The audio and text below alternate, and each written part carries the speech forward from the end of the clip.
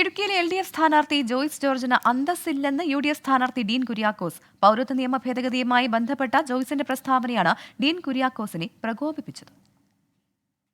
കഴിഞ്ഞ ദിവസമാണ് പൗരത്വ നിയമ ഭേദഗതിയുമായി ബന്ധപ്പെട്ട് ഡീൻ കുര്യാക്കോസിനെതിരെ സമൂഹമാധ്യമങ്ങളിൽ ജോയ്സ് ജോർജ് വീഡിയോ പങ്കുവച്ചത്. പാർലമെന്റിൽ CAA എതിർത്ത് വോട്ട് ചെയ്യാത്തയാൾ തെരഞ്ഞെടുപ്പെടുത്തപ്പോൾ ഉപവാസ സമരവുമായി എത്തിയത് ആരുടെ കണ്ണിൽ പൊടിയിടാൻ വേണ്ടിയെന്നായിരുന്നു ജോയ്സ് ജോർജിന്റെ ചോദ്യം.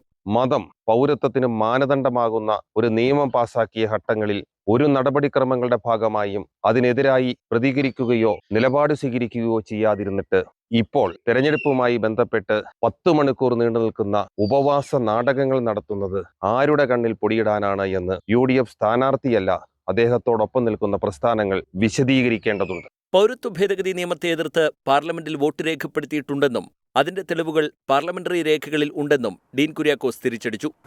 ഞാൻ സിറ്റിസൺഷിപ്പ് അമെൻമെന്റ് ആക്ടിനെതിരെ വോട്ട് രേഖപ്പെടുത്തിയിട്ടുണ്ട് എന്നുള്ളതിൻ്റെ തെളിവാണ് ഈ പാർലമെന്ററി രേഖകൾ. ഇദ്ദേഹം ഇത് പരിശോധിച്ചു എന്നാണ് അവകാശപ്പെടുന്നത്. പൗരത്വ നിയമ ഭേദഗതി ഇടുക്കിയിലും പ്രധാന തെരഞ്ഞെടുപ്പ് ചർച്ചയാക്കാനാണ് മുന്നണികളുടെ ശ്രമം. 24 ഇടുക്കി.